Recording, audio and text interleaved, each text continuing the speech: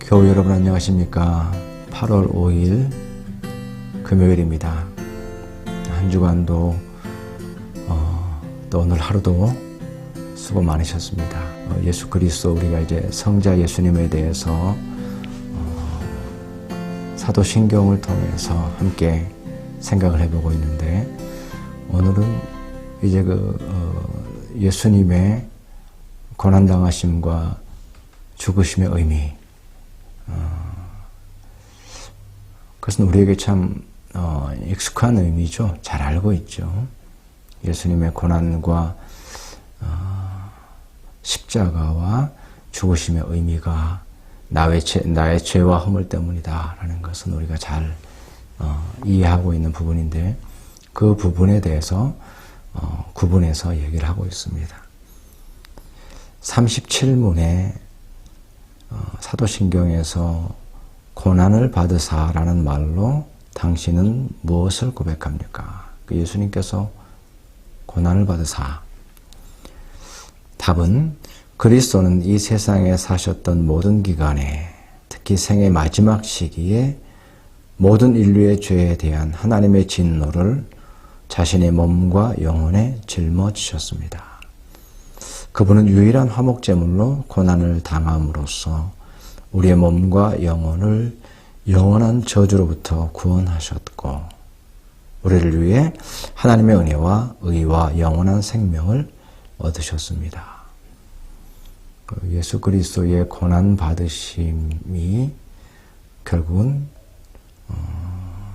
나를 향하신 모든 인류라고 하는 것은 이제 결국은 나로 귀결되는 거죠.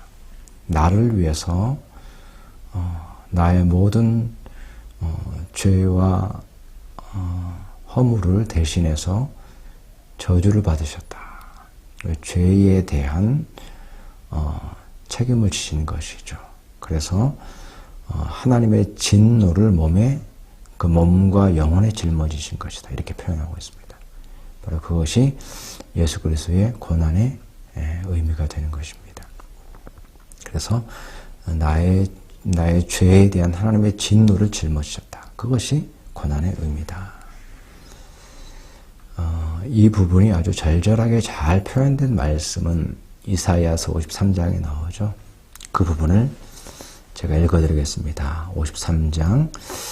그는 실로 우리의 질고를 지고 우리의 슬픔을 당하였거늘 우리는 생각하기를 그는 징벌을 받아서 하나님께 맞으며 고난을 당한다 하였노라. 그러나 실상은 그가 많은 사람의 죄를 지며 범죄자를 위하여 기도하였느니라. 예수님께서 고난 당하실 때에 자기 죄 때문이다라고 우리는 생각했다. 그러나 실상은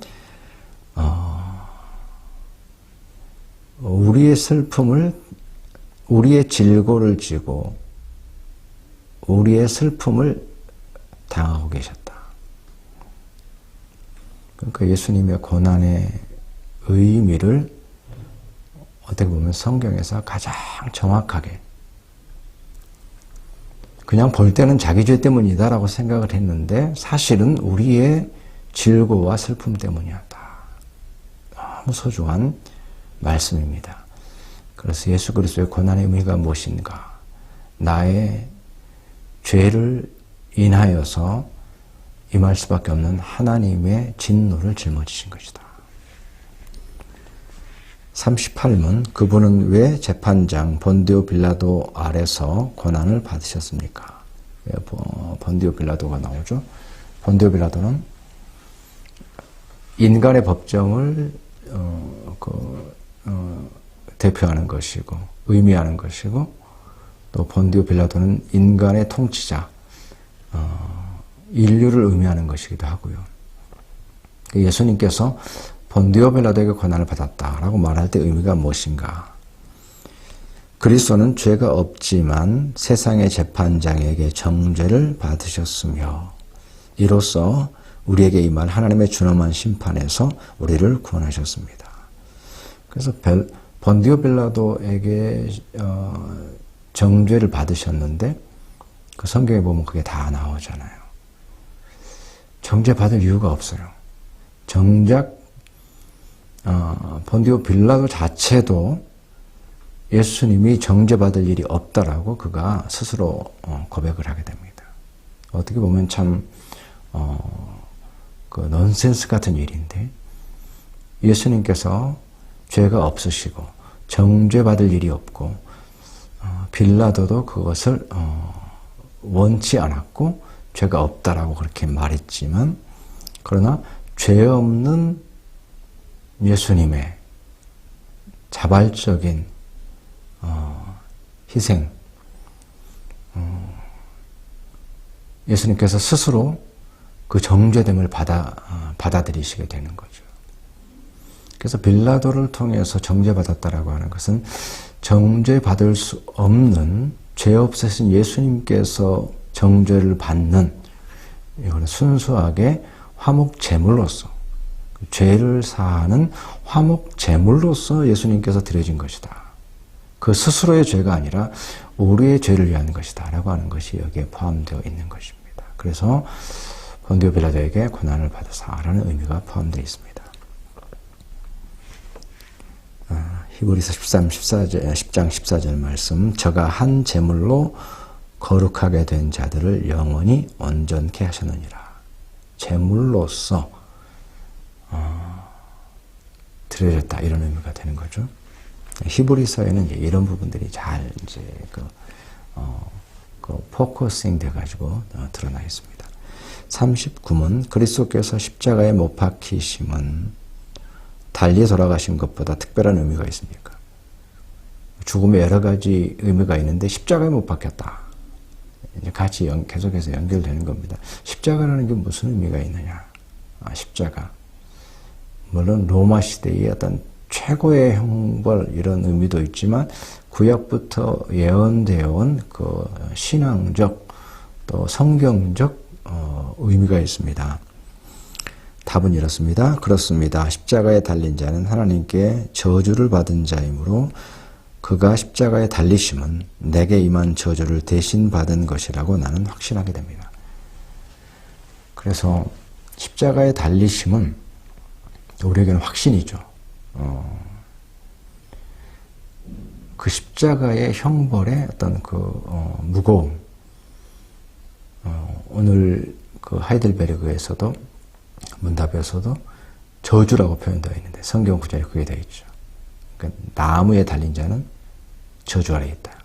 십자가에, 다른 방식으로서가 아니라 십자가에 달림으로 인해서 하나님의 온전한 정죄와 저주, 정죄받을 일이 없고 저주받을 일이 없고 죄가 없으신 예수님께서 온전하게 하나님의 정죄와 저주를 받으심으로써, 나무에 달리셔서 저주를 받으심으로써 그것은 나를 위한 것이구나.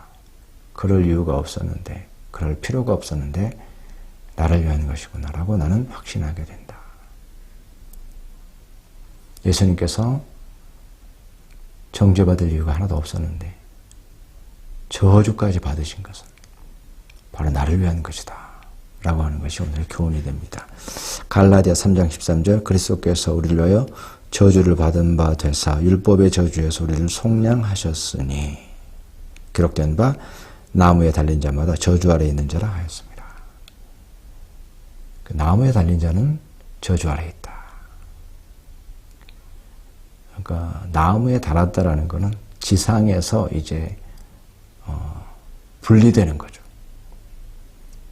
그래서 완전히 단절시켜 버리는 겁니다.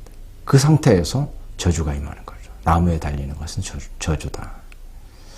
그 십자가의 형벌의 의미가 어떠한 것인가? 결국 그것을 통해서 그렇구나. 십자가에 달리실 이유가 없는 예수께서 나를 위해서 죽으신 것이 확신하구나 라고 우리가 고백하게 되는 것입니다. 기도하겠습니다. 하나님, 오늘도 우리가 고백하는 신앙의 가장 중요한, 하나님 소중한 진리의 말씀을 함께 생각해 보게 하시니 감사합니다. 우리가 살아가는데 일상생활의 분주해서 우리의 마음을 쓰지 못했지만 다시 한번 십자가를 바라봅니다.